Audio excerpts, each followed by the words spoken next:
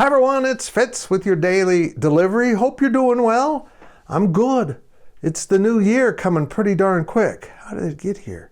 It's already here. I've lost track. I'm taping these in advance so that I can have the New Year's Eve, New Year's Day weekend open. You don't care. On with the DD, and your reminder, please subscribe to the YouTube channel, hit the thumbs up, all that good stuff. On with the DD we go.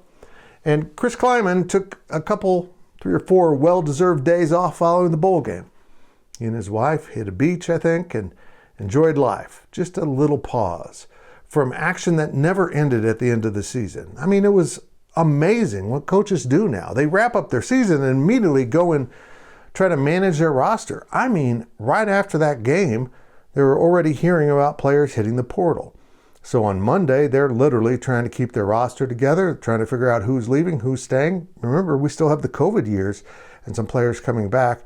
Trying to keep at 85, you're trying to recruit, you're trying to get players out of the portal while protecting your players from getting into the portal. It's just a whole mess. And oh yeah, he needs to hire a quarterback coach. And will he hire a quarterback coach who's also offensive coordinator? We'll see. But I think what we learned from the bowl game is Connor Riley did okay in his first experience as calling plays for K-State. I don't think anyone was blown away by the play calling, but they also came into the game knowing they wanted to be a little bit careful with running Avery Johnson. They wanted to protect him because he's the only experienced quarterback, and there wasn't much there on this roster for the game. And he got through the game and was the MVP. But while I'm confident Connor Riley will have a title that has offensive coordinator in it, I'm not as confident that he'll be the sole offensive coordinator. I think it's entirely possible Chris Klieman will bring in a quarterback coach that will also carry a co-title with Connor. Who calls the plays? I don't know. But I'll say this. Connor Riley's a hands-on coach with his offensive linemen. Offensive line coaches need to be on the field with their dudes. And at the bowl game, the Pop-Tarts Bowl on Thursday in Orlando, he was in the press box, which must have been really uncomfortable for him. He wanted to be in battle with his guys, and he's sitting way up top where the media sits. So I won't be surprised if Connor wants to come back to the field. Can he call plays from there? Yeah, some coordinators do. I think it's less than ideal.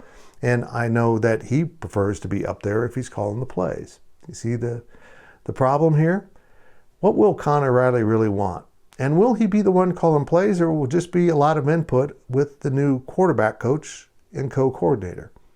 We'll find out in the future. It probably seems like at this point, Chris Klieman's going to wait for the coaches' convention leading up to the national title game to finish up the interviews and pick his choice. There's a lot of ways he can go. He can just hire a quarterback coach and let his pal Connor Riley be the offensive coordinator. He can go the co-route, or, and I don't see this happening, he can tell Connor, that didn't work the way we wanted it to. I'm hiring an offensive coordinator. I don't think that will happen. Connor deserves an elevation in title, and I think he'll get it. But how much the play calling will belong to him remains a mystery.